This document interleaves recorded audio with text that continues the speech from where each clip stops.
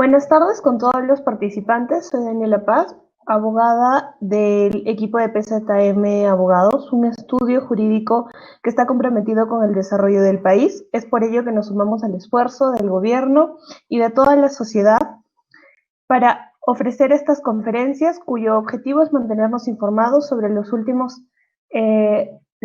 normas y actualizaciones que están dando nuestras autoridades. En ese sentido, hoy se llevará a cabo la conferencia virtual denominada Medidas Tributarias Comprendidas en la Delegación de Facultades. Hacemos recordar a nuestros participantes que en caso de tener una pregunta la pueden formular en la parte derecha inferior de la computadora. Ahora doy pase al doctor Luis Mayep, socio principal, abogado y jefe del área tributaria del estudio PZM Abogados, exfuncionario de SUNAT y especialista en planificación tributaria, quien dictará esta conferencia.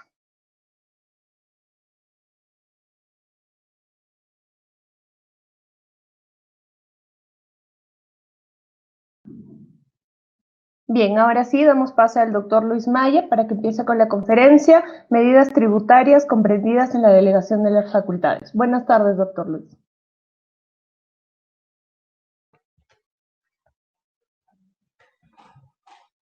Bien, muchas gracias, Daniela, muchísimas gracias. Buenas tardes a todos los presentes virtualmente, una vez más, para compartir con ustedes un poco del balance de estas medidas tributarias a la fecha, ¿no? Las medidas, sobre todo nos vamos a concentrar en las medidas tributarias relacionadas a la delegación de facultades. ¿Ya? Vamos a hacer un pequeño balance de lo que hemos visto hasta el momento. Y bueno, para ello tenemos un pequeño temario de lo que vamos a tratar el día de hoy. Lo que sí quiero mencionarles y quiero aprovechar el tiempo que tenemos para este webinar es de 1 hora y media más o menos.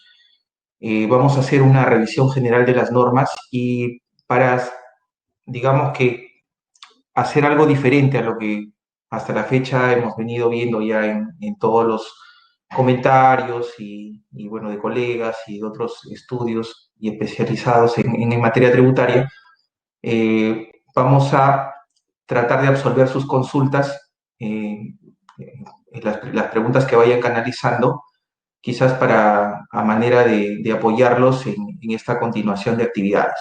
¿Ya? Entonces, permítanme brevemente solamente ubicarme en el temario y ordenar un poco acá mis papeles de trabajo para compartir con ustedes todo lo que quisiera transmitirles.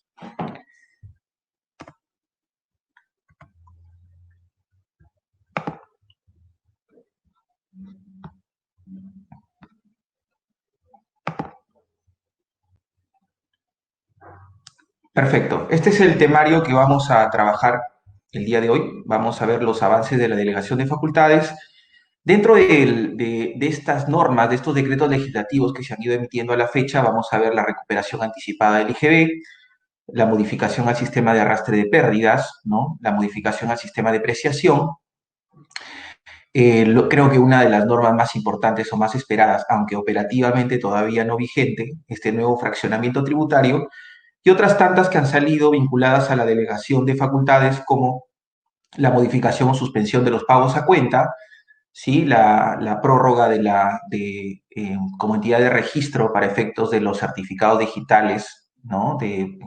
A cargo de SUNAT para efectos sobre todo los comprobantes de pago, y alguna otra que no estuvo vinculada a la delegación de facultades, pero sí salió en torno a quizás generar una facilidad a todos los contribuyentes en el estado de emergencia, que es la baja por desmedro, ¿verdad? Entonces, vamos a iniciar con un balance entonces de lo que hasta ahora hemos visto en la delegación de facultades.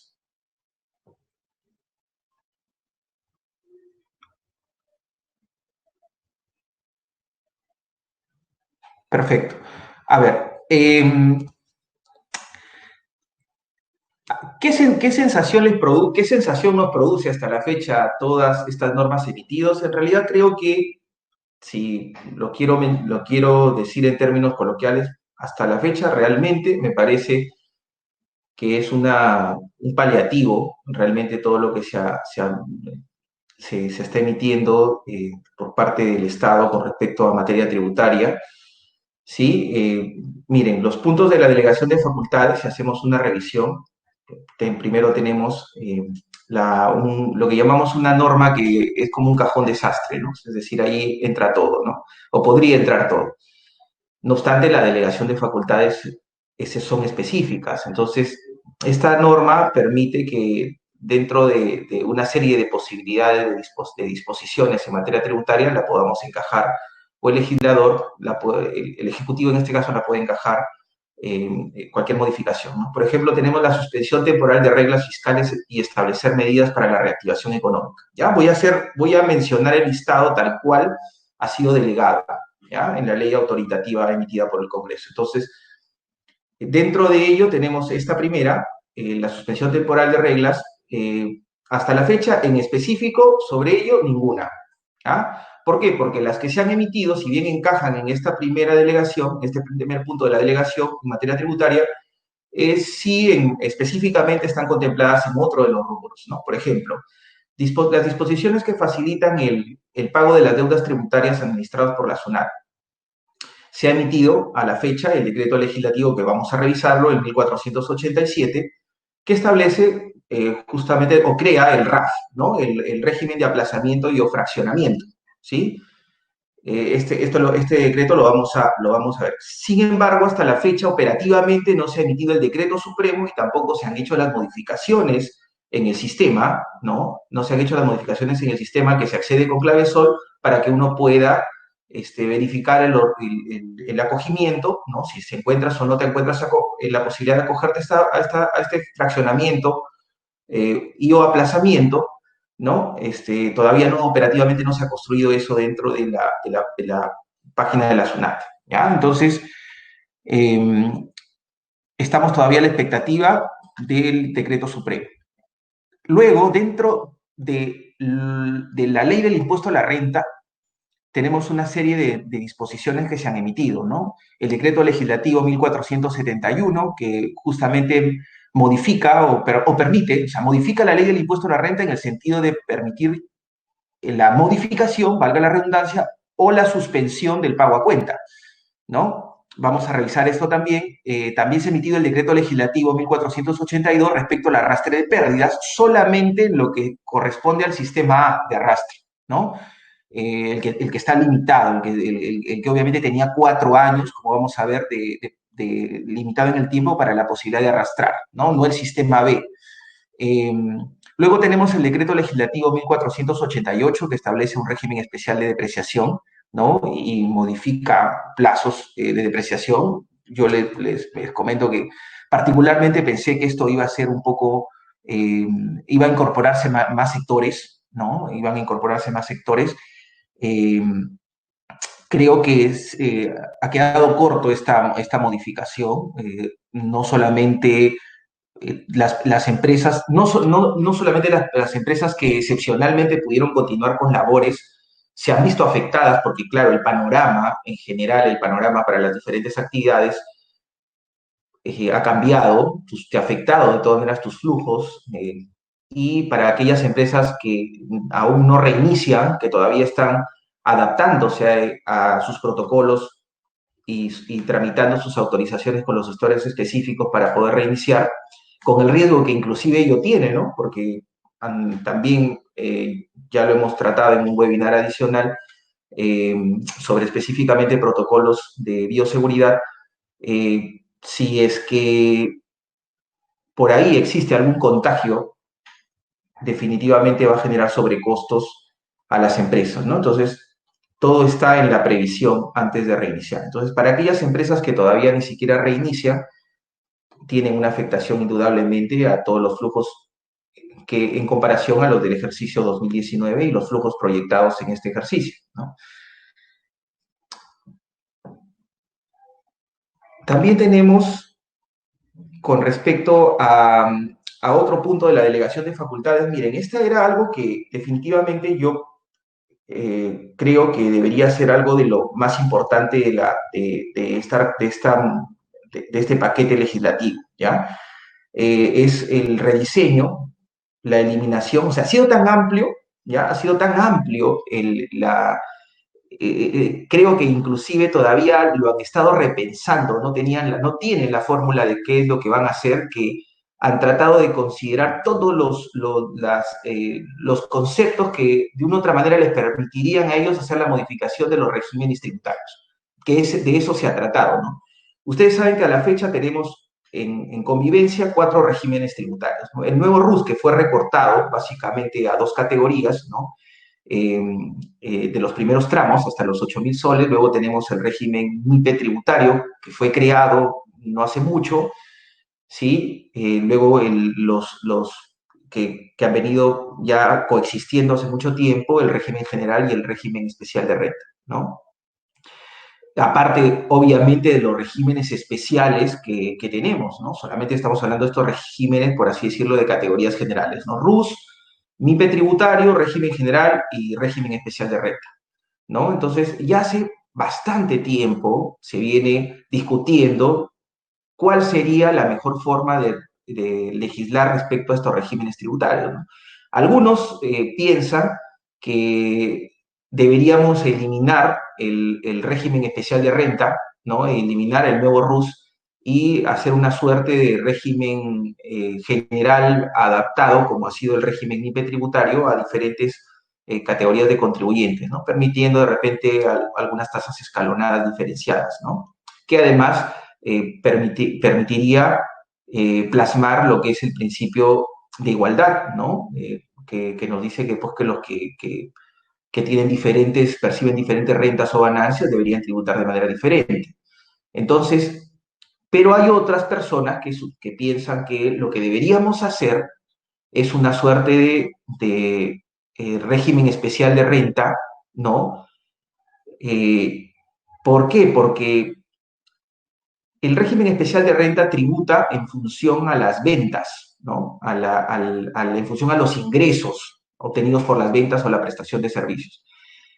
En cambio, el régimen general, el régimen MIPE tributario, tributa sobre una utilidad neta, que parte de la utilidad contable, ¿no? Que parte de la utilidad contable, pero tributa sobre una utilidad neta, ¿no? Entonces, si es que a la fecha, este es el postulado, ¿no? De las personas que piensan que deberíamos hacer RER, ¿no? Más RER, más tipo régimen especial de renta. Si a la fecha el Estado o la administración tributaria, ¿no? Tiene la información de cuántos son los ratios, son los márgenes de utilidad que se obtienen en los sectores económicos, entonces, ¿por qué concentrarte en la fiscalización de la utilidad neta que te desgasta más fiscalizando costos, fiscalizando gastos, y necesitas una mayor, quizás, labor de la administración tributaria, ¿no? Si te concentraras en la fiscalización de ingresos y focalizando, esta palabra que está muy de moda ahora en estos tiempos de emergencia, focalizando la fiscalización en algunos sectores que tienen mayor incidencia en la evasión, o en algunos contribuyentes que puedan, por cruce de información, tener de repente algún alto índice de evasión o elusión, entonces podrías permitir a las empresas que no se concentren tanto en lo que yo llamo una fiscalización de papeles, ¿no? Porque a lo largo de estos años, SUNAT se ha concentrado en fiscalizar la realidad o la fea ciencia de las operaciones, pero las desconoce cuando no conservas una serie de documentos que ni siquiera están ya vinculados en estricto a la contabilidad, o sea, facturas, guías, cotizaciones, ¿no? O contratos, sino que cada vez más exige una serie de información que quizás ya no se conserva físicamente, sino que puede estar guardado en algún, en digital, guardado digitalmente, o de repente te permite ser exportado de un software de control, ¿no? Entonces, sin embargo, SUNAT no lo valida, o el mismo correo electrónico, ¿no? Coordinaciones en correo electrónico, que SUNAT no las valida porque considera que esta información no es del todo fehaciente. ¿no? Entonces, eh, para esta posición, eso no relevaría de la presentación de la declaración jurada. Es más, en el régimen especial de renta se contempla la posibilidad de una presentación de una declaración jurada, lo que pasa es que operativamente nunca fue regulada. Más allá de algún intento por ahí de exigirles a los contribuyentes del RER la presentación de la declaración por mesa de partes de SUNAT, de la declaración anual me refiero, nunca se llegó a concretar ningún procedimiento de control con respecto a la presentación o a la revisión de estas declaraciones, ¿no? Entonces, se sigue concentrando en fiscalizar gastos, fiscalizar costos, que además ya están estandarizados para las diversas actividades, tienen una ratio, te podrías compararlas perfectamente y podrías hacer una suerte de lo que pasa ahora con las rentas del trabajo, ¿no? Si tú deseas una deducción mayor a las 3 UITs, por ejemplo, en el caso de las rentas de trabajo, más allá de las 7 UITs que ya deduciste como una deducción flat o una deducción fija, eh, si tú quieres una deducción mayor, entonces tendrías que someterte a algunas reglas especiales, ¿no? Y podría ser sujeto a fiscalización, por ejemplo, en este caso. Entonces, si en cambio tributas en función al promedio, lo que asegura es una caja mínima de recaudación, entonces definitivamente te permite ser un poco más operativo y más focalizado en el tema de fiscalización. Esto es la posición respecto a los que opinan que no se debería eliminar el RER, más por el contrario potenciar. ¿Ya? Entonces tenemos esos dos extremos. Sin embargo, hasta la fecha no se ha emitido ninguna norma al respecto. Prorrogar y ampliar la devolución de la ley 30.296, que es la recuperación anticipada del IGB. Para ello, a inicios nada más de la delegación, se emitió el decreto legislativo 1463 sobre recuperación anticipada. Finalmente, tenemos dentro de estas normas emitidas a la fecha la prórroga del plazo para la autorización de la SUNAT para que ejerza las funciones en el marco de la ley 27.269. ¿Ya? Vamos entonces a revisar un poco puntualmente cada una de estas normas emitidas. Bien, a ver, veamos entonces respecto a la recuperación anticipada del IGB. ¿Ya? Revisemos un poco respecto a la recuperación anticipada del IGB. ¿Qué decirles? Miren, la recuperación anticipada del IGB básicamente fue regulada en la ley 30.296. ¿Ya? Esta norma sí se concentra básicamente en una reactivación económica, ¿no? Ya los que nos han seguido en webinar anteriores, ya con nosotros habrán visto que nosotros explicábamos que existen una serie de normas que se han venido dando en este estado de emergencia, algunas de ellas que tienen como finalidad el resarcimiento del daño generado, ¿no? O evitar la generación de este daño, o una suerte de normas que están pensadas más en reducir el impacto que ha generado toda esta pandemia y las normas de la emergencia que se han emitido, ¿no? Estas son, por ejemplo, las que en algún momento hemos trabajado y ya no nos vamos a detener en ello, pero son las vinculadas a la prórroga de declaraciones, prórroga de llevado de libros, ¿no? Facilidades para el pago de las cuotas de fraccionamiento, liberaciones de fracciones especiales, etcétera, ¿no? Luego hay una serie, pasada esta etapa de contingencia, ¿no? Pasada esta etapa de contingencia, ya tenemos que pensar en cómo recuperarnos, ¿no? Cómo reiniciar las actividades y cómo permitimos a las empresas que reinicien esas actividades.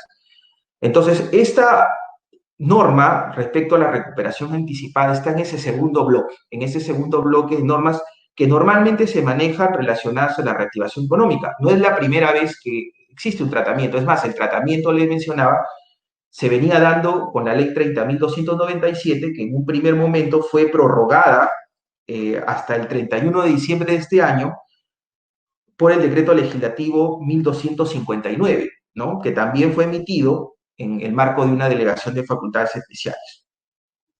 ¿Qué es lo que permite esta norma? ¿O cuál es el objetivo de esta norma? Promueve la adquisición de bienes de capital, ¿no? Ojo con esto, promueve la adquisición de bienes de capital. Se tratan de bienes nuevos, ¿sí? Bienes nuevos ya sean adquiridos o importados, ¿ya? Esa es la precisión de la norma. Y al mencionar que son bienes de capital, estamos hablando de bienes que no están destinados a la comercialización, sino que son bienes que están destinados para producir otros bienes que sí forman parte de la comercialización o de la prestación, o son necesarios para la comercialización o la prestación de servicios que es el giro de nuestra empresa, ¿ya? Entonces son bienes de capital eh, nuevos, ya sea adquiridos o importados, ¿no? Y lo que nos va a permitir esto es la devolución de ese crédito fiscal, ¿no? Que se ha acumulado por la adquisición de estos bienes de capital nuevos, ¿ya? O importación de estos bienes de capital nuevos, ¿no? Entonces, bueno, todos sabemos que el cálculo del impuesto general a las ventas que pagamos mensualmente, básicamente lo determinamos deduciendo del débito fiscal el impuesto bruto, deducimos el crédito fiscal. Entonces, cuando este crédito fiscal se acumula, nos dice la norma, se acumula y no, es decir, no se agota y se sigue acumulando como mínimo 3 meses consecutivos, 3 periodos consecutivos. ¿Desde cuándo se computa esto? Desde la anotación del comprobante en el registro de compras, ¿no? Entonces, en ese supuesto, aquellas empresas que están dentro del parámetro de la norma, ahorita vamos a ver cuáles, podrían recuperar, solicitar la devolución de este crédito fiscal, ¿ya? ¿Ok? Inicialmente, la ley 30.296 la contempló solamente para las microempresas. Microempresas cuyos parámetros están definidas en normas laborales, ¿ya? En el régimen especial laboral. Estas normas nos dicen que son microempresas aquellas que no superan, cuyos ingresos no superan las 150 UITs, ¿sí? Actualmente estaríamos hablando de 645.000 soles más o menos. Ahora, ¿qué sucede? Que luego el decreto legislativo 12.259 amplió este campo de acción a empresas mayores, no mayores a 300 UITs, o sea, mayores a 150 UITs, pero no mayores a 300, y hasta 300 UITs, ¿no? Aproximadamente de acuerdo a la UIT vigente, ¿no? Que es 4.300 soles, entonces estaríamos hablando de empresas cuyos ingresos no superan el 1.290.000 soles. Sin embargo, este decreto legislativo de recuperación anticipada lo que ha hecho es amplía la vigencia del régimen para las empresas que les mencionábamos anteriormente, aquellas cuyos ingresos no superan las 300 UITs, las amplía la vigencia de este régimen hasta el 31 de diciembre del 2023, pero adicionalmente y de manera excepcional, así lo menciona la norma, de manera excepcional incluye o otorga la posibilidad a las empresas cuyos ingresos no superen las 2.300 UITs, o sea, cuyos ingresos sean mayores a 300 UITs y hasta 2.300 UITs, lo que supone pues un monto de 9.890.000 soles a la fecha, que puedan solicitar esta devolución, pero solamente hasta el 31 de diciembre del 2021. Entonces se crea un periodo, se crea un periodo de hasta el 31 de diciembre del 2021 donde esta recuperación anticipada del IGB beneficia a un abanico más amplio, a un espectro más amplio de empresas que no necesariamente son las micro y pequeñas empresas para las que estaba creado inicialmente, en un primer momento, ¿no? Esto es lo que mencionábamos, esta norma se encuentra dentro de ese grupo de normas que están pensadas pues, en coadyuvar, en fomentar la reactivación económica, no solamente en mitigar el daño generado, ¿no? en la economía de las empresas actualmente. ¿Ok? Entonces, esto es lo que les puedo comentar con respecto a la recuperación anticipada. Vamos a ver ahora lo que corresponde al sistema de arrastre de pérdidas, ¿ya? Ok, para los que están familiarizados con el sistema de arrastre de pérdidas, la ley del impuesto a la renta, ¿no? La ley del impuesto a la renta básicamente contempla la posibilidad, contempla dos sistemas de arrastre de pérdidas, ¿no? Dos sistemas de arrastre de pérdidas. Que comúnmente las conocemos como sistema A y sistema B, ¿no? Bien, el sistema A, como saben, nos permite el arrastre de pérdidas por un periodo de 4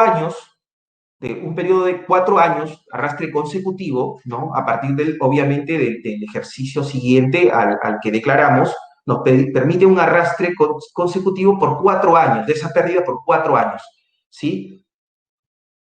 Pero nosotros podemos utilizar la pérdida contra la utilidad neta obtenida, la podemos aplicar en un 100%. ¿Sí? Esta es la gran diferencia con el sistema de arrastre, el que llamamos sistema de arrastre, el sistema B, ¿no? Porque el sistema de arrastre B nos permite arrastrar esa pérdida, ¿no? Arrastrar esa pérdida consecutivamente más allá de los 4 años, es decir, la podemos arrastrar indefinidamente hasta agotarla. Sin embargo, solamente podemos aplicar contra el 50% de la utilidad neta que se vaya obteniendo en cada ejercicio, ¿no? ¿Sí? Esa es la diferencia. En el primer sistema, en el sistema A, una vez que yo de repente consigné que mi sistema de arrastre va a ser el sistema A y los siguientes ejercicios obtengo pérdida, ¿no? Eso significa que de repente llegan los 4 años, ¿no? Pasan los 4 años y yo no he podido aplicar esa pérdida porque los siguientes ejercicios he tenido pérdida. Entonces, ese arrastre que nació en un ejercicio determinado, ya la perdí. No lo puedo seguir arrastrando. ¿Qué es lo que ha hecho esta modificación en el sistema de arrastre de pérdidas? Lo que ha hecho esta modificación en el sistema de arrastre de pérdidas es ampliar de 4 a 5 años el plazo de arrastre. No hay nada más al respecto, no hay nada más que comentar al respecto. Entonces, sí, efectivamente es un beneficio, sí, es un beneficio para aquellos que tengan contemplado el tener pérdidas por mucho tiempo, ¿no? Pero, o que tengan pensado tener pérdidas en los siguientes ejercicios y quieren aplicar el 100%, ¿no? El 100% contra la utilidad neta. Entonces, en ese sentido, es un beneficio para estas empresas, ¿no?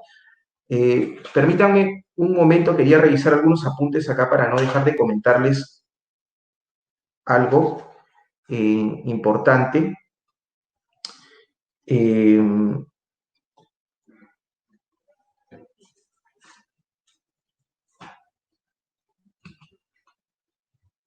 Perfecto, entonces, este arrastre de pérdidas es básicamente para la que se registre, ojo con esto es importante puntualizar, es solamente para que la que se registre respecto al ejercicio gravable 2020. Y acá viene la gran pregunta que nos hacíamos desde el inicio de la delegación de facultades, ¿no? Y que conversábamos con ustedes en otros webinars. O sea, esperábamos que el Ejecutivo se pronuncie con respecto a la pérdida que voy a declarar de repente, qué sucede con la pérdida que voy a declarar en ejercicio 2019 para algunas empresas que ya venían teniendo problemas desde el 2017 con el fenómeno del niño, por ejemplo, costero, ¿no?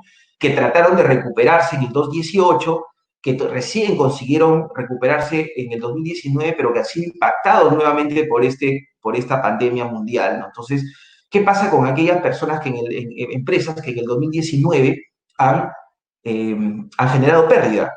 Bueno, ellos tendrían que seguir contemplando el arrastre de pérdidas del sistema normal, del artículo 50, porque este arrastre está pensado para el ejercicio 2020, para lo que declares en el ejercicio 2020. ¿Ok? Eso es algo que quería comentarles. Bien, vamos a pasar entonces a otra modificación, ¿no? A otra modificación que se ha generado, y esta es referente al sistema de depreciación, ¿ya?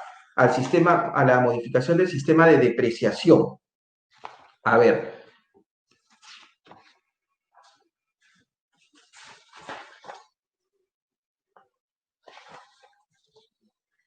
Esta modificación al sistema de depreciación ya ha sido dada por el decreto legislativo, les comentaba al inicio, 1488. Este decreto legislativo fue publicado hace poco, el 10 de mayo del 2020. Este decreto crea un régimen especial, ¿no?, de depreciación para edificios y construcciones, y modifica los plazos de depreciación aplicable al activo fijo de establecimientos de hospedaje, agencias de viaje y turismo, restaurante y otros. ¿Ya? Entonces, primero vamos a ver respecto al régimen especial para edificios y construcciones, que creo en donde se nota definitivamente el beneficio que se ha generado. Vamos a ver acá. Respecto al régimen especial para edificios y construcciones, primero hay que mencionar que se aplica a partir del ejercicio 2021, ¿ya? Se aplica a partir del ejercicio 2021.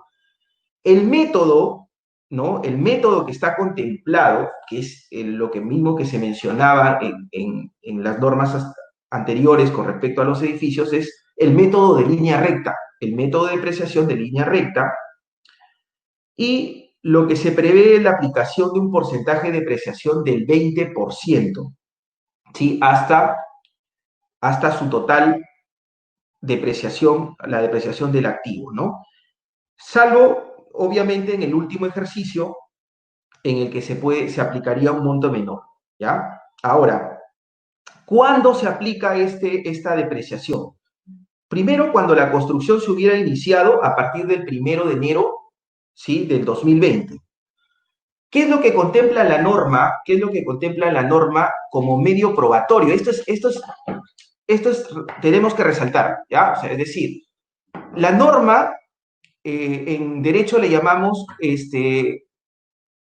genera una presunción, ¿ya? Una presunción que le llamamos juris tantum, es decir, admite una prueba en contrario, ¿ya? Se presume que obviamente que tú puedes, que este activo, ¿no?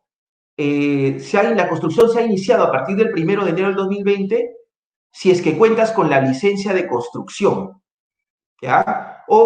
Y así lo menciona la norma, o documento, o algún otro documento que se precise en el reglamento, ¿ya? Entonces, el documento, la prueba fehaciente, por mencionar en términos de SUNAT, la prueba que tú tienes que actuar en este caso, en el caso que tengas que acreditar que efectivamente tu construcción inició el 1 de enero del 2020, es la licencia de construcción, ¿ya? Y esta construcción tiene que haber culminado hasta el 31 de diciembre del 2022, ¿ya? Tiene que tener esta construcción un avance de obra, nos dice la norma, de por lo menos el 80%, ¿no? Tiene que tener el avance de obra de por lo menos el 80%. ¿Cómo se prueba este avance? Se prueba con la conformidad municipal de obra, ¿no? Con la conformidad o recepción de obra, ¿no?, que tramitas ante la municipalidad. Con ella se probaría, salvo que el reglamento precise algún otro documento, pero con ella se probaría. Si es que tú no has obtenido la conformidad municipal, entonces se entiende que no has llegado a culminar la obra, o por lo menos no has llegado a completar el 80% de ese avance de obra, ¿no? ¿Ok? Eso es lo que establece la norma. Ahora, si es que no cuentas, como mencionábamos, entonces tendrías que actuar algún otro medio probatorio. Ya el reglamento tendrá que precisar cómo podrías probar la culminación si no cuentas con la conformidad municipal, ¿no? Sobre todo, sabemos pues todos los que de una u otra manera a veces la dificultad de poder obtener un trámite de conformidad, ¿no? Las municipalidades no todas son, digamos, sobre todo en provincias, tienen esa celeridad para poder otorgarte esa conformidad, ¿no? A veces uno tiene que hacer alguna gestión y esta demora. Entonces, el reglamento precisará pues qué otros documentos podemos presentar si de una u otra manera estamos en el límite para poder acreditar ese avance.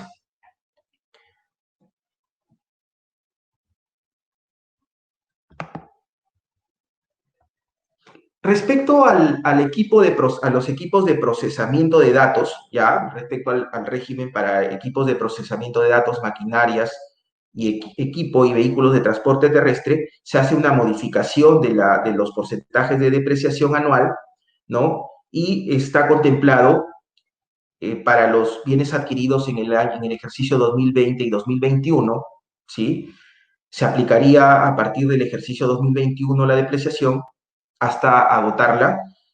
En este caso, se aplicaría para equipos de procesamiento de datos, como pueden ver ahí, el porcentaje anual de depreciación es de 50%, para maquinaria y equipo 20%, para vehículos de transporte terrestre 33.3%, para vehículos de transporte terrestre híbridos, ¿no? O eléctricos el 50%, ¿no? Esa es la modificación con respecto al equipo de procesamiento de datos maquinarias, ¿verdad?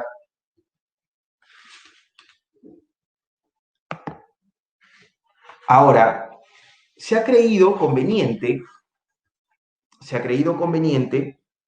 generar una modificación que favorece únicamente a algunos rubros, algunas empresas que realizan actividades en algunos rubros puntuales, que son de las más golpeadas en esta pandemia, ¿no?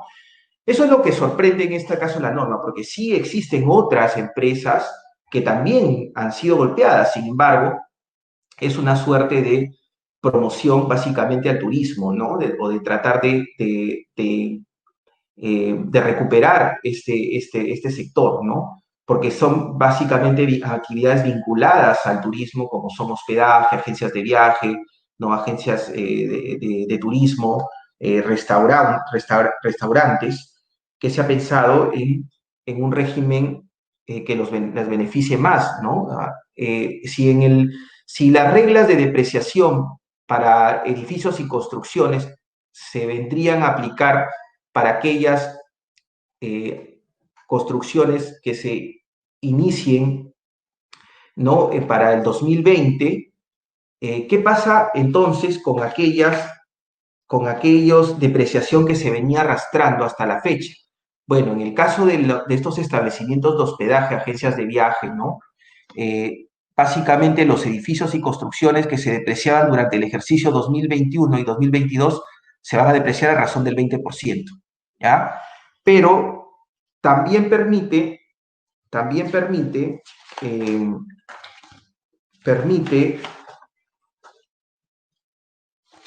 en este caso que cuando no es posible aplicar el régimen que mencionábamos, que se aplica para el 2021 para todo este grupo de empresas, en este caso se podría, ¿no? Hasta el 31 de diciembre del 2020, ese valor por depreciar de los bienes que venían utilizando estos establecimientos, también se podría generar una depreciación especial. Ya, permítanme un segundo, quiero ubicar acá solamente algunos temas que quería puntualizar con ustedes. Ya,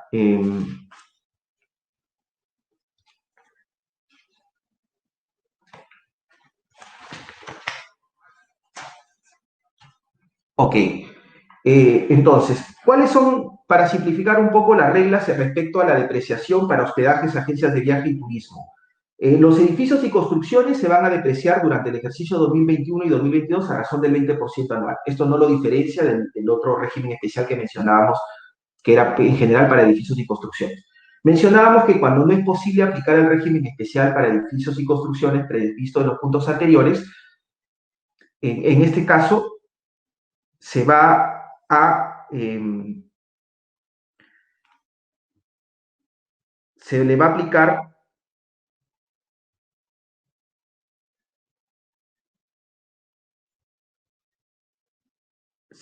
a ver, perdónenme un segundito que quería, voy a recapitular un poco con respecto a esto, ¿ya?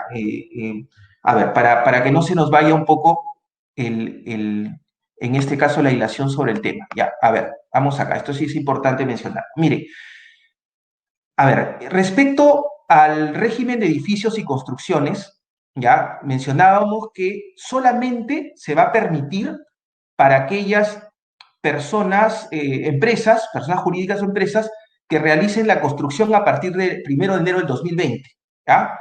Pero la depreciación la van a realizar a partir del ejercicio 2021, ¿correcto? Se va a aplicar a partir del ejercicio 2021, ¿ya? Ahora, sin embargo, ¿sí? Sin embargo, para aquellas empresas, ¿no? Que con respecto a las edificaciones y construcciones, ¿no? Y sean del rubro de hospedaje, agencias de viaje y turismo, ¿sí? Aquellas construcciones y edificios, ¿no? Que al 31 de diciembre del 2020 todavía tengan un valor para depreciar, o sea, aquellos activos fijos que todavía al 31 de diciembre tengan todavía un monto por depreciar, y acá la diferencia, ¿no? Acá estaríamos hablando de saldos, todavía de saldos de depreciación, montos de depreciación todavía que no se aplican. Entonces, para aquellas empresas de estos rubros, que al 31 de diciembre del 2020 todavía existan un valor por depreciar, entonces ellos sí van a poder depreciar, con lo cual se genera esa modificación del monto del porcentaje de depreciación, podrán depreciar al 20% anual, lo que no pasa para la generalidad de actividades, ¿no? Solamente es el beneficio para estas empresas del rubro hospedaje, agencias de viaje, turismo, restaurante, otros, y dentro de otros la norma lo que menciona es básicamente a las actividades de espectáculos públicos, culturales, no deportivos, ¿ya? Adicionalmente, para estas empresas de hospedaje y otras, también existe una depreciación para el transporte terrestre, para los vehículos de transporte terrestre, que es del 33.33% anual, ¿ya? Que podrán utilizar durante el ejercicio 2020 y 2022, ¿sí?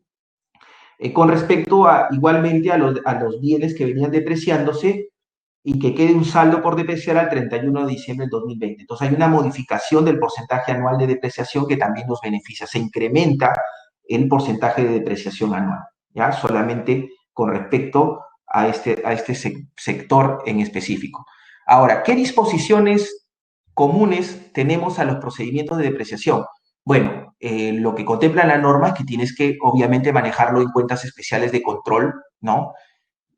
Ahí en esas cuentas especiales de control vas a tener que detallar los costos incurridos por avances de obra, ¿no? Y sobre todo, y esto es algo que está en discusión, ¿ya?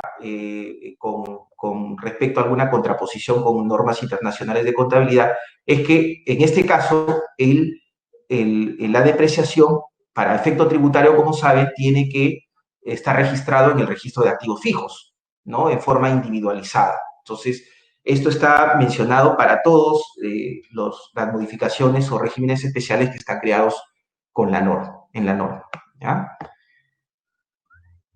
Bien, vamos a pasar a algo que una de las últimas modificaciones que se han dado respecto a alguna facilidad, como mencionábamos, para el pago de las deudas. Era una de las más esperadas, aunque lamentablemente todavía a la fecha no hay reglamento, todavía operativamente no podemos solicitar el fraccionamiento. Conozco de algunos clientes pues, que definitivamente iban a solicitar o estaban inclusive, habían solicitado, estaban en el plazo de calificación respecto a la aprobación de un fraccionamiento por el régimen general, lo que llamamos fraccionamiento artículo 36, porque está contemplado justamente esta facilidad tributaria en el artículo 36 del Código Tributario. Entonces, y sin embargo, se dio esta norma el 10 de mayo, ¿no? Se dio la norma de este fraccionamiento especial que llaman RAF, ¿no? El régimen de aplazamiento y fraccionamiento, que tiene muchas ventajas con respecto al régimen general, al fraccionamiento artículo 36, ¿no? Muchas ventajas que se las voy a comentar a manera de un resumen de la norma, y han optado por desistirse del fraccionamiento en trámite para esperar la regulación de este nuevo, la reglamentación de este nuevo fraccionamiento y poder acogerse a él, ¿no? Entonces, ¿qué es lo más destacable? ¿Qué es lo que podamos destacar respecto a este nuevo fraccionamiento que se ha creado? Primero que nada, que es la norma nos dice que para poder acogerte al fraccionamiento, al RAF, uno de los principales requisitos es haber sufrido una disminución de ingresos. ¿Sí? Simplemente esta disminución la vas a poder verificar de la comparación en tus ingresos netos del ejercicio netos del mes de marzo y abril del 2019 con los del mismo periodo, en este caso del periodo 2020, ¿no? A diferencia de lo que ustedes están viendo, que en un momento también lo vamos a mencionar respecto al comparativo que se hace para optar por la suspensión o modificación del pago a cuenta del impuesto a la renta, en esta norma no hay parámetro respecto al porcentaje que debería considerarse como disminución. Al no existir ese parámetro, salvo que el reglamento que se va a dar por decreto supremo lo establezca, simplemente disminución sería pues que exista obviamente un menor ingreso en el 2020, ¿no? Con respecto a lo facturado en el 2019, ¿no? Aunque sea un sol, ya sería una disminución. No precisa que tenga que ser un 20, un 30%, no menciona.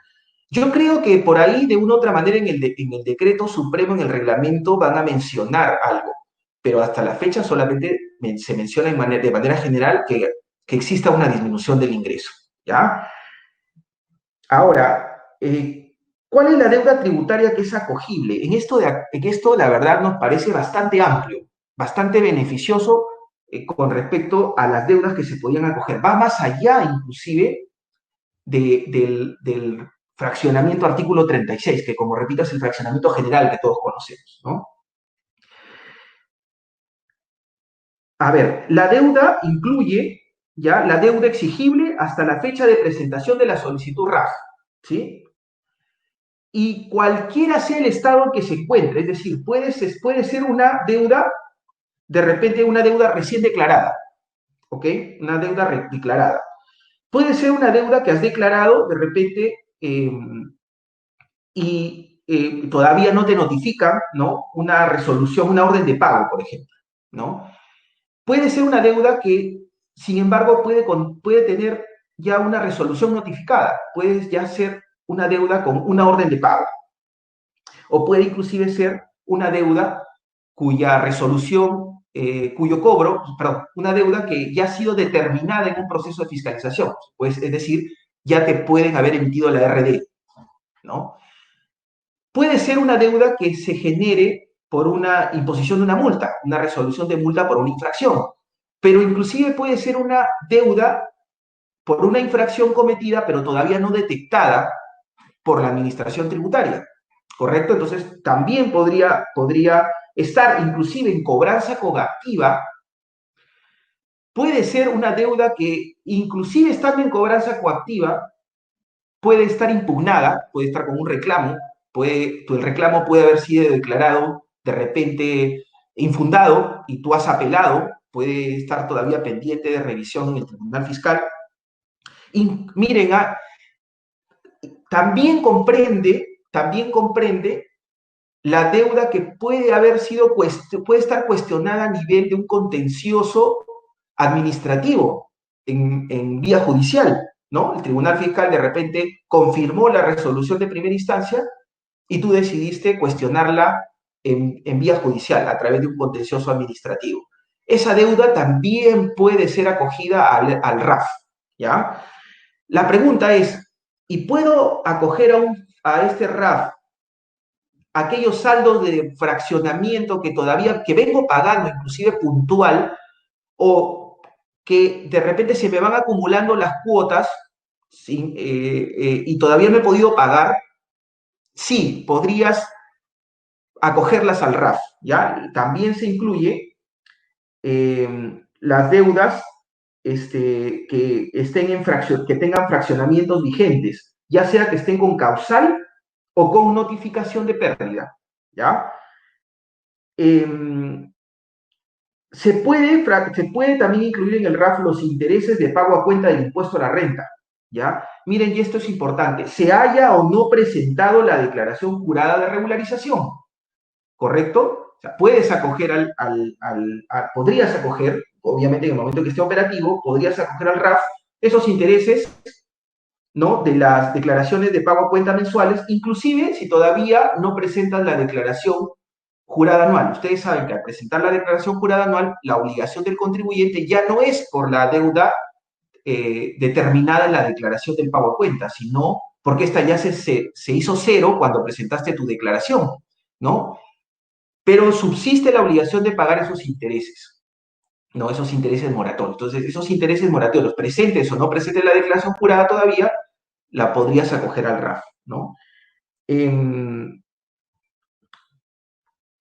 También incluye, este es algo muy importante con respecto de resaltar, con respecto al fraccionamiento artículo 36, también incluye los pagos a cuenta de enero a marzo del 2020. Ustedes saben que en el fraccionamiento artículo 36, los tributos que nosotros no podemos fraccionar hasta que culmine el ejercicio y presentemos la declaración jurada anual es justamente los pagos a cuenta que vamos declarando en el ejercicio corriente, ¿no? En este caso se incluye la declaración de los pagos, se incluye la posibilidad de fraccionar los pagos a cuenta de enero a marzo, condicionado, claro está, a que se paguen hasta fines de diciembre de dicho ejercicio. Es decir, el plazo, en este caso, del fraccionamiento y o aplazamiento va a ser mucho menor, ¿no?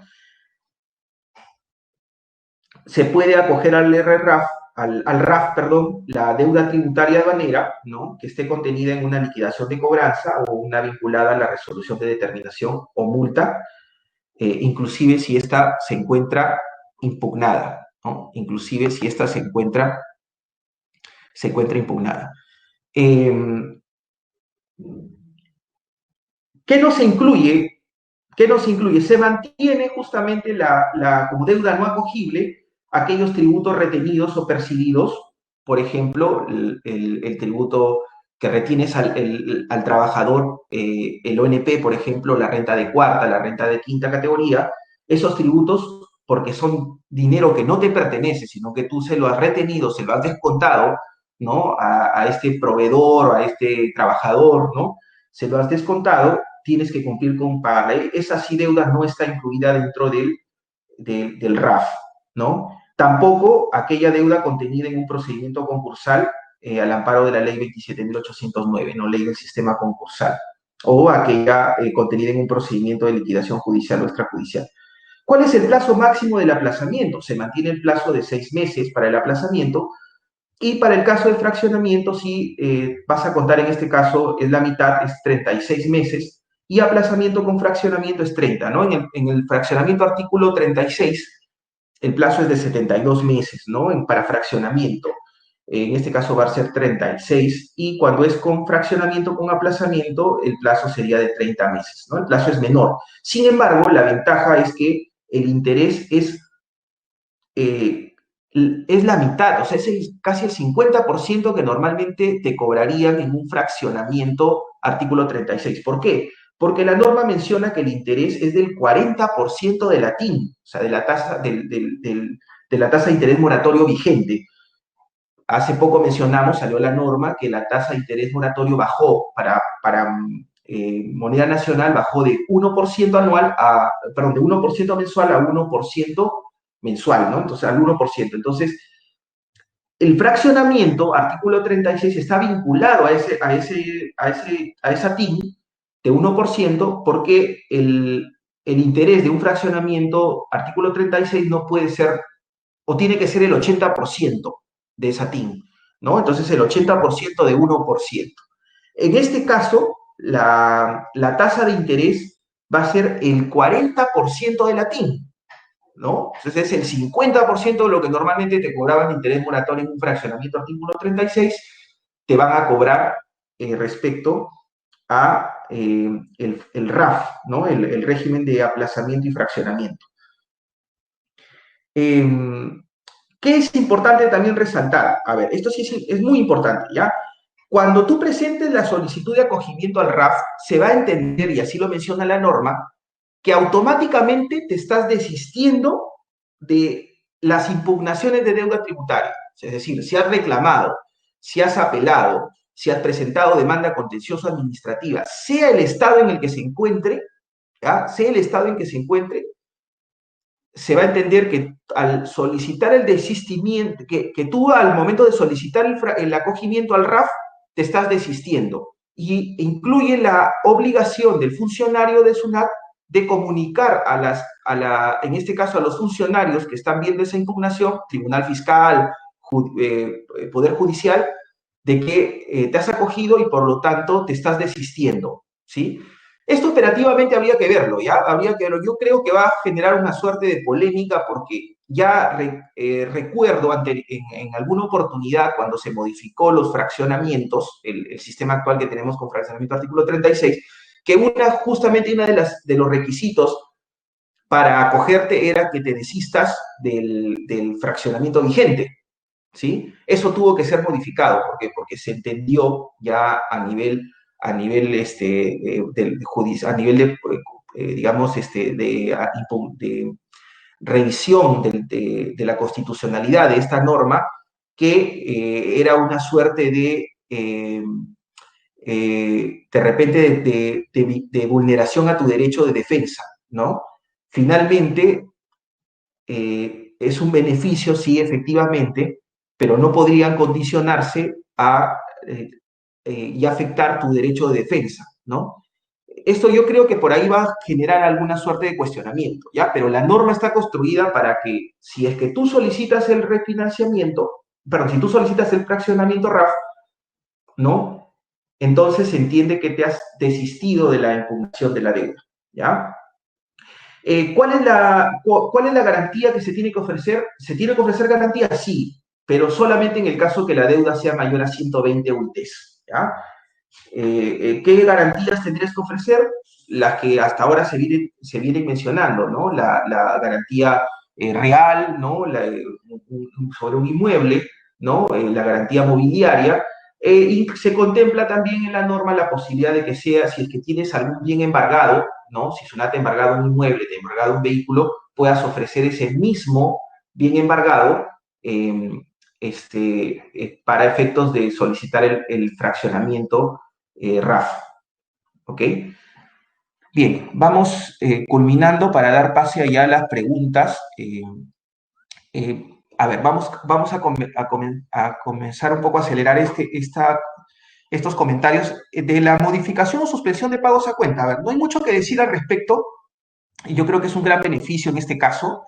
Definitivamente, el decreto legislativo 1471 fue publicado el 29 de abril de 2020. Ya operativamente esto tú en el PDT 621, al momento que declaras, tú ya puedes, ya se verifica inclusive si te puedes acoger o no a la modificación y o suspensión, ¿no? Del pago a cuenta del impuesto a la renta, ¿no? Entonces, ¿cuáles son los comparables?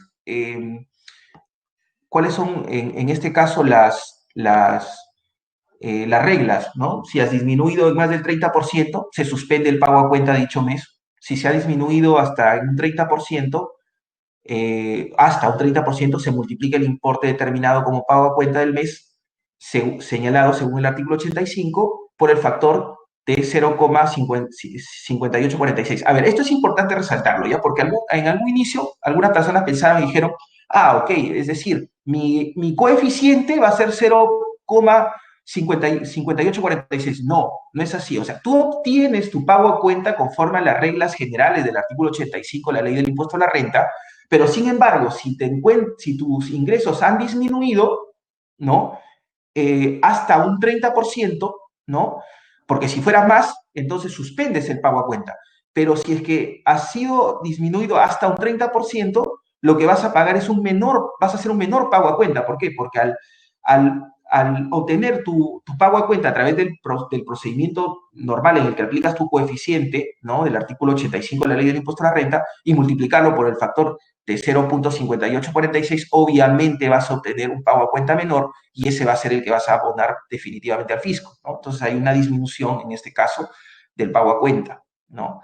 Eh, si no has disminuido, entonces tienes que seguir las reglas de juego del artículo 85. Y esta es la diferencia que les mencionaba con respecto al fraccionamiento, ¿no? En el fraccionamiento simplemente dice ha disminuido, no menciona ningún porcentaje. En cambio, en el caso de la modificación o suspensión del pago a cuenta, sí hay tramos, ¿no? Hay algunos tramos escalonables, ¿no? Que se pueden ir, eh, vas, eh, el beneficio puede ser mayor si obviamente has disminuido en más del 30%.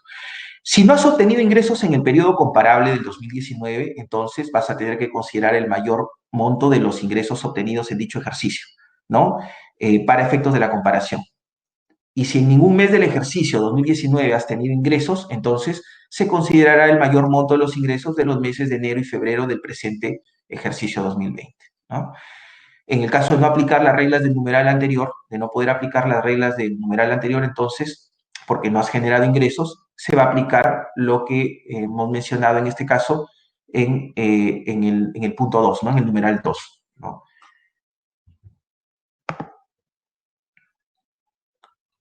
A ver, rápidamente entonces, esta prórroga de funciones de entidades de registro, que fue una de las primeras modificaciones que se hizo, eh, fue una necesaria, ¿no?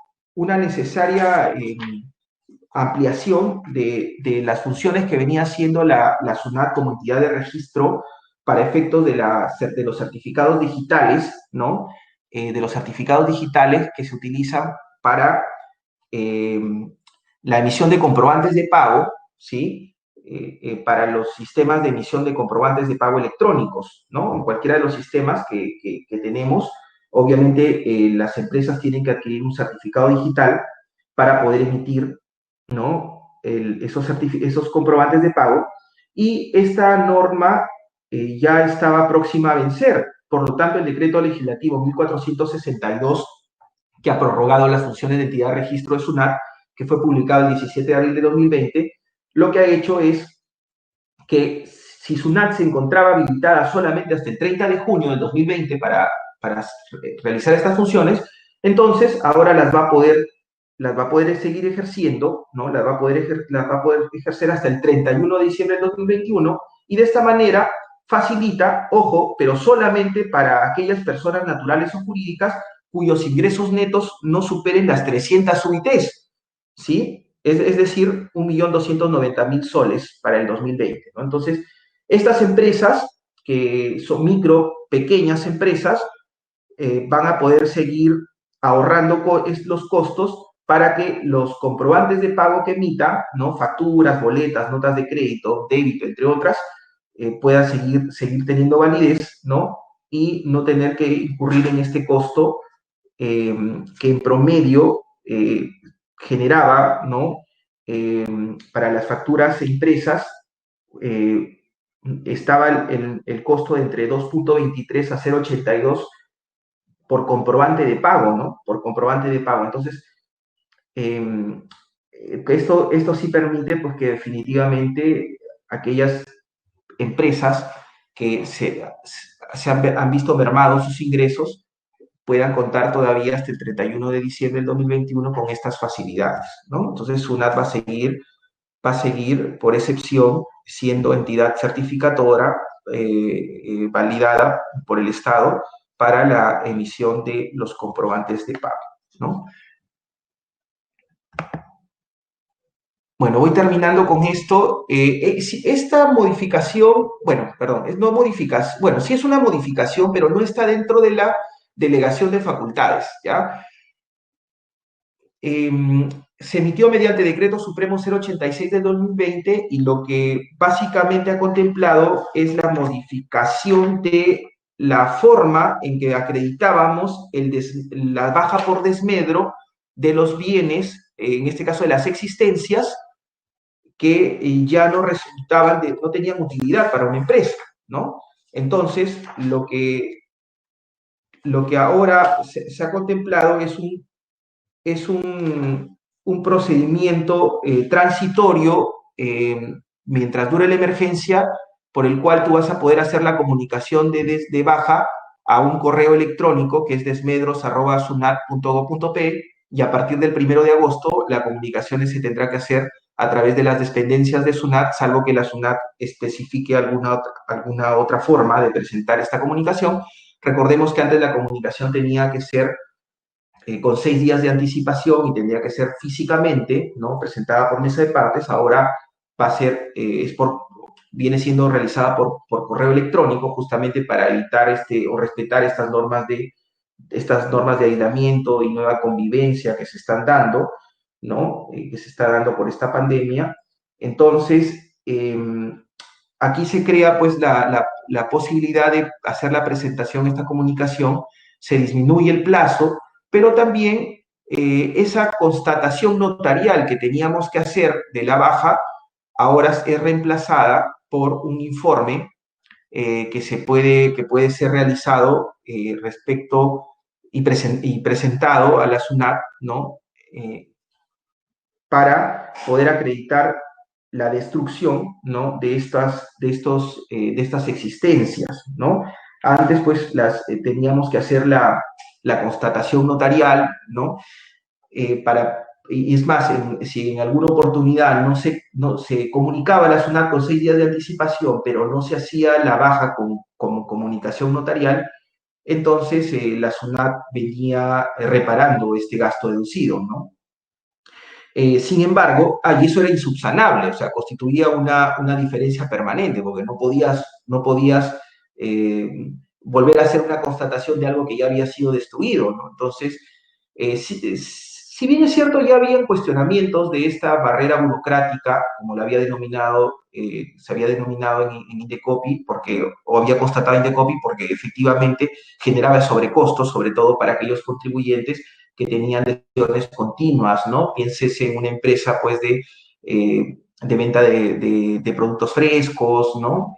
O que no pueden almacenar por razones de salubridad los bienes, ¿no? Por descomposición o por ser tóxicos, entonces tenía que destruirlos rápidamente y ni siquiera podía esperar los 6 días, o en situaciones como la actual, en las que las notarías recién están reiniciando actividades, no podían acudir a un notario, ¿no? Entonces, se crea pues estas facilidades para hacer la constatación básicamente con un informe, ¿no? Que emita un profesional de la materia, ¿no? Que conozca sobre estos activos, y se pueda comunicar a la SUNAT también la baja con 2 días de anticipación. Bien, permítame un segundo antes de culminar y dar pase a las preguntas, solamente para ver si hay algo que quería compartir con ustedes y esté pasando por alto.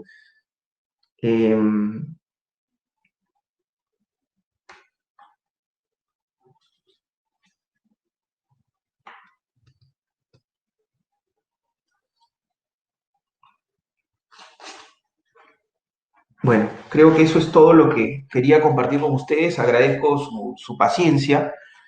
He tratado de hacer un esfuerzo por quizás lo que con frecuencia hemos venido absolviendo en estas consultorías con nuestros clientes y con algunas participaciones que hemos tenido en algunas conferencias virtuales a lo largo de esta emergencia, y contribuir con ustedes para un mayor análisis, ¿no? Entonces, a continuación, lo que voy a si me está escuchando, si me escucha la parte técnica, entonces vamos a proceder a absolver. Ah, ya, ok. Acá ya me llegó las preguntas que han formulado respecto a al webinar, ¿no?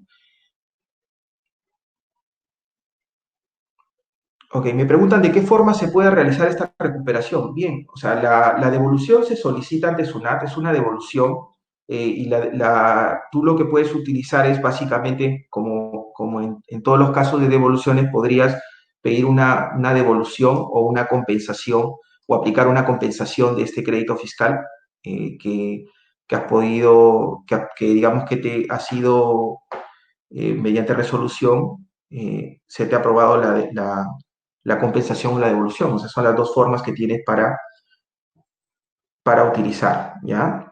No es transferible, por si acaso, si eso iba a la pregunta. O sea, no es que yo obtengo la recuperación y puedo cederlo a un tercero, no, no. O sea, esto es, yo lo recupero, o sea, recupero ese crédito fiscal acumulado, ¿no? Recupero el crédito fiscal acumulado y en la solicitud puedo solicitar la devolución o puedo solicitar, en este caso, la compensación contra otro tributo, ¿no? Administrado por el mismo ente, obviamente. En este caso, SUNAT. ¿Existe un plazo máximo para que una empresa se pueda acoger al fraccionamiento? Si estamos hablando del fraccionamiento RAF, ¿ya? Si estamos hablando de este nuevo fraccionamiento RAF, eh,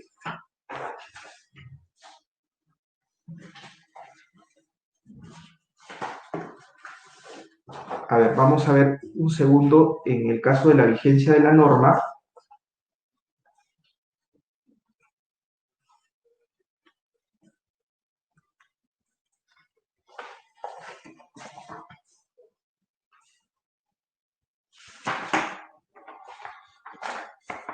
Siempre en toda normativa, toda normativa tiene un plazo, un ámbito de aplicación de la misma, ¿ya? Entonces, esta está contemplado en el artículo 12, perfecto, está en el artículo 12 del decreto legislativo 1487 que crea el RAF, ¿ya? Y el plazo de vigencia para solicitar el acogimiento vence el 31 de agosto del 2020, ¿ya? O sea, la norma dice pues que está en vigencia a partir del día siguiente, ¿no? Pero ¿qué pasa? En este caso el decreto supremo son 60 días para que puedan emitir perdón, luego de emitida la norma todavía no está operativo por el tema del reglamento, ¿no? Pero, y operativamente la SUNAT también tiene que crear el acceso en la plataforma SOL, pero nosotros tendríamos solamente para acogernos hasta el 31 de agosto del 2020. Ojo, ¿sí? Si es que ya no nos podemos acoger, entonces, si no presentamos la solicitud hasta el 31 de agosto, entonces ya perdemos esta oportunidad. Algo quería comentarles que se me ha venido, que nuevamente se me metió se me venido a la memoria. ¿Saben qué es otro tema muy importante con respecto al tema de fraccionamiento, este fraccionamiento RAF? Es que a diferencia del fraccionamiento artículo 36, si tú tuvieras una deuda en cobranza coactiva y tú solicitas este fraccionamiento, tendrías que esperar 30 días para que cuando te apruebe la SUNAT recién la deuda deje de ser exigible coactivamente. En cambio, esta norma establece que con la sola presentación del fraccionamiento RAF, entonces la deuda automáticamente ya no es exigible coactivamente. ¿Ya? Esa es una variante muy importante. ¿Ya? Entonces, hay que hacer el análisis. De repente ustedes tienen fraccionamientos pendientes, tienen saldos de fraccionamiento y es conveniente pues aplicar acogerlo a un fraccionamiento RAF, ¿no? ¿Ya? De esa manera va a haber una disminución de los intereses que se puedan haber generado. ¿Cómo se dará la sustentación de gastos en lo referido a los avances de la delegación de facultades?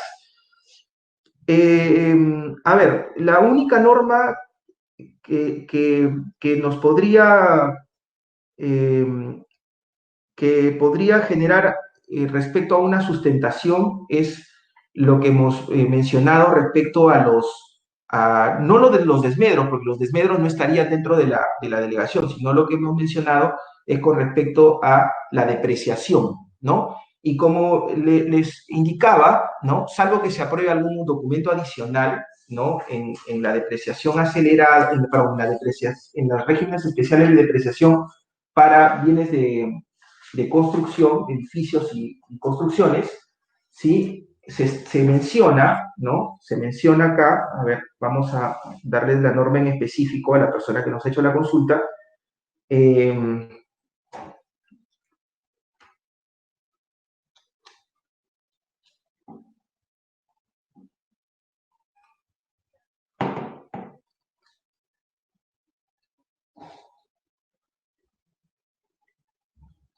El artículo 3, ¿ya? Del decreto legislativo 1488, ¿ya? Que regula este régimen especial de depreciación para edificios y construcciones, les indicaba, nos señala, nos dice que la construcción se hubiera iniciado, o sea, uno de los requisitos, de las condiciones para poder, a partir del ejercicio 2021, poder depreciar a una tasa del 20%, ¿no?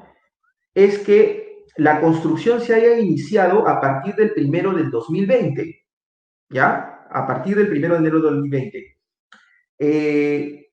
El inicio de la construcción en este caso, ¿sí? Tendría que ser acreditado, nos menciona así textualmente, con la licencia de edificación u otro documento que establezca el reglamento, ¿ya? Por eso es que le mencionaba, yo le decía, esto es,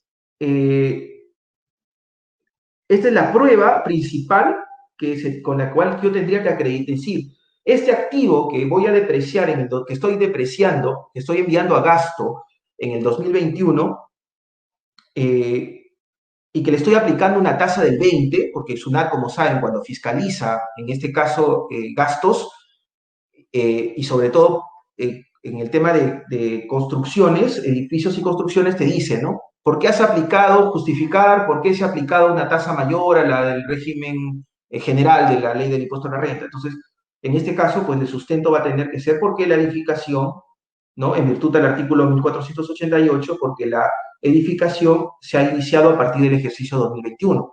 ¿Cuál va a ser la prueba? Tu licencia de construcción, o sea, la licencia de edificación, ¿ya? Que te otorga la municipalidad. Esa es la prueba principal, salvo, como menciono, que el reglamento establezca otros, pero hasta la fecha no se ha hecho precisión al respecto. Y también para que ese gasto no sea reparado, vas a tener que, la construcción va a tener que tener un avance del 80%, ¿ya? Si es que la construcción no ha sido concluida el 31 de diciembre del 2022. ¿Cuál va a ser la prueba en este caso? La prueba, ¿no? Va a ser, de la conclusión de la obra, va a ser la conformidad, ¿no? O la recepción, ¿no? El certificado de conformidad o recepción de obra que te emite también la municipalidad de distrital, ¿no? En este caso, ¿no? También abre la posibilidad que sea el reglamento el que precise algún otro documento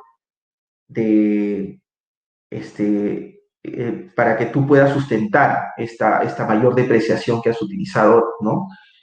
¿Ok? Bien, a ver. ¿Cuáles son las ventajas y las desventajas de la modificación del sistema de arrastre de pérdidas? ¿Ya?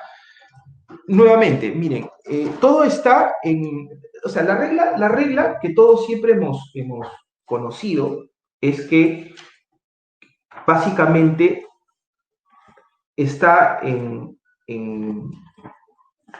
tu planificación, en tu proyección de resultados, ¿no? Yo entiendo que todas las empresas con mayor o menor precisión realizan una aproximación, aunque sea intuitiva, de cuál va a ser, van a ser tus ingresos en el ejercicio o en el siguiente ejercicio, ¿no? Entonces vas haciendo un control de ellos. Entonces, ¿qué es lo que sucede con respecto a la depreciación? Que les comentaba que nosotros tenemos contemplado dos sistemas de arrastre, ¿no? Tenemos dos sistemas de arrastre, ¿sí? Que están regulados en el artículo 50, de la Ley del Impuesto a la Renta, ¿ya?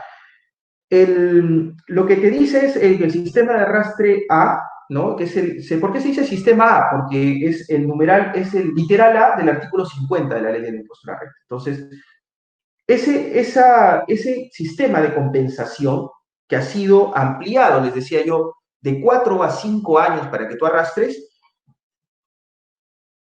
solamente te permite, ¿sí?, compensar esa pérdida contra los resultados del siguiente ejercicio. Solamente te permite compensar contra los resultados del siguiente ejercicio.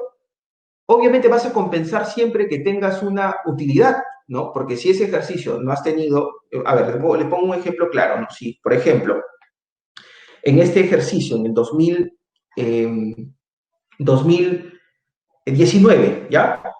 Vamos a ver en el 2019, por ejemplo, en el 2019, ¿no? ¿Qué es lo que hemos hecho? Hemos declarado, si hemos tenido pérdida, entonces hemos marcado, al momento que hemos hecho la declaración jurada, hemos dicho compensación de pérdidas, sistema A. ¿Qué significa eso? Que esa pérdida que hemos tenido la vamos a tener que aplicar contra el resultado del ejercicio 2020, 2021, 2022, 2023, ¿no? ¿Sí? ¿Qué pasa si en el 2021, 22 o 23, perdón, en el 2020, 21, 22 o 23 hemos tenido alguna pérdida en alguno de esos ejercicios que no nos ha permitido, obviamente, compensar ese arrastre que viene del 2019? Entonces, si al 2023 nos queda algún saldo de pérdida, ya eso ya no lo podemos seguir aplicando. Ya no se puede continuar arrastrando. ¿Ok? Eso es lo que ha cambiado. Ahora vas a tener un año más. Es decir, si en el 2020 tú declaras una pérdida, vas a poder arrastrarlo 2021, 2022, 23, 24 y 25. ¿Correcto? ¿Cuánto vas a poder arrastrar? El 100% de la pérdida. ¿Sí? El 100% de la pérdida. Pero siempre que lo agotes en esos 5 años. Si queda algún saldo, en el último año de la aplicación de la pérdida, queda algún saldo que no has podido arrastrar porque en estos ejercicios has tenido una pérdida que al final no ha podido ser absorbida por la utilidad de los siguientes ejercicios, entonces ya esa pérdida ya no te sirve. ¿Ok? Entonces, como siempre, por más que haya un año más de arrastre, como siempre, lo que tú vas a tener que evaluar es, o me conviene más el sistema B. ¿Cuál es la diferencia en el sistema B? Que el sistema B te permite arrastrar ilimitadamente hasta agotar la pérdida. O sea, puedes arrastrarlo. Por ejemplo, yo les decía, en el 2020, ¿ya? No obstante el beneficio de arrastrar un año más, tú dices, ¿sabes qué? No me conviene porque yo veo que voy a tener pérdida en los siguientes ejercicios, ¿no? No me voy a poder recuperar tan rápidamente. Entonces, si no me voy a poder recuperar tan rápidamente, ¿sí? Y voy a tener de repente este 2020 que voy a declarar una pérdida, igual me va a sobrar pérdida en los siguientes ejercicios, a pesar de que en los siguientes ejercicios estoy preveyendo que voy a tener utilidad, y no obstante eso voy a tener una pérdida que no la voy a poder aplicar. Entonces, el sistema B es el que me convendría, ¿no? Porque el sistema B lo que me permite es arrastrar ilimitadamente, pero contra la utilidad obtenida en cada ejercicio, solo voy a aplicar el 50% de la pérdida. Es decir, si en el 2020 tuve 50 de pérdida y el 2021 tengo 100 de pérdida, siguiendo el sistema A, solamente podría aplicar, siguiendo el sistema A, podría aplicar esos 50 completos. Por lo tanto, si tengo una utilidad de 100 y tengo una pérdida de 50, entonces mi base, la pérdida va a ser completamente absorbida por esos 100, ¿no? Entonces voy a tributar sobre 50. Si tuviera una pérdida en el 2020 de 100, tuviera una utilidad, solamente por poner un ejemplo, de 100, y estoy utilizando el sistema, entonces la pérdida va a ser completamente absorbida en el ejercicio 2021, y por lo tanto no voy a pagar o no voy a tener base imponible sobre el que aplicar el impuesto, ¿no?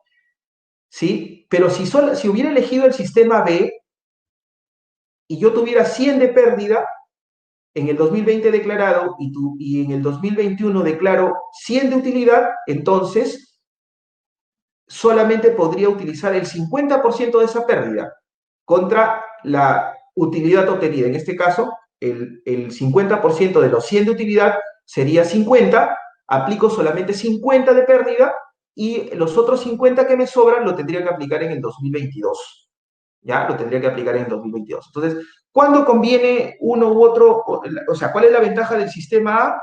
La ventaja del sistema A es que te permite aplicar una mayor pérdida, ¿sí? De tal manera que tu impuesto, tu base imponible y tu impuesto obviamente va a ser menor. Pero la desventaja es que el sistema culmina, en este caso, 4 o 5 años con este alargue que han dado, ¿no? Con este beneficio adicional. En 5 años, si no agotas esa pérdida, ya, ya no vas a poder seguir arrastrando, ¿no? Bueno, habría que ir pensando en realidad si es que uno tiene bastante, si uno proyecta que va a tener pérdidas continuas, pues si es conveniente continuar con el negocio, ¿no? De repente este procedimiento especial concursal que también ha sido regulado puede ser beneficioso, ¿no? En el sistema, en cambio, en el sistema B, la desventaja es que solamente vas a poder arrastrar o compensar eh, en cada ejercicio solamente hasta el 50% de la utilidad obtenida en ese ejercicio. ¿Sí? Entonces vas a necesitar más años para poder arrastrar la pérdida, pero en este caso no tiene límite en el tiempo. O sea, tú hasta que la agotes la pérdida, la vas a poder aplicar, ¿no? Siempre, entonces terminaría siempre tributando sobre el 50% de la utilidad hasta que se agote tu pérdida, ¿no? Esa es, digamos, la ventaja y la desventaja de uno y otro sistema, ¿ya? Eh, ok, a ver, respondo la última pregunta, ya para dar por culminado, ya estamos en el tiempo. Si se me queda alguna otra pregunta, ya se las voy a responder por correo a la persona que lo formuló. Eh, si no puedo obtener la licencia de obra, ¿qué otro documento probatorio puedo tener a la mano? Le mencionaba, todavía el reglamento no ha precisado, no ha precisado qué es lo que se podría tener, pero yo entiendo que de repente vas a contemplar ya si es a nivel probatorio, quizás algún informe de avance de obra técnico, ¿no? Que suscrito, entiendo yo, que si la norma es rigurosa en este aspecto por algún perito o algún adscrito a algún registro, como por ejemplo el Colegio de Ingenieros, ¿no? La CONATA, qué sé yo, de esa manera pueda sustentar, pero esto tiene que ser contemplado en el reglamento, ¿ya? Eh,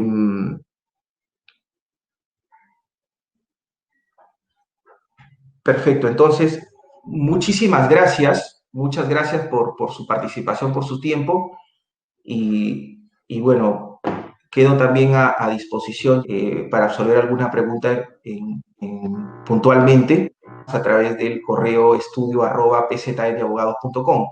Vamos a coordinar con el equipo de organización del evento para que algunas preguntas que se han quedado pendientes de responder por razones de tiempo puedan ser realizadas a la brevedad a través de un correo electrónico dirigidos a todos ustedes. Muchísimas gracias nuevamente. Bien, agradecemos al doctor Luis por la explicación de su ponencia y a todos los participantes por su asistencia y la atención. Muchas gracias a todos por su asistencia.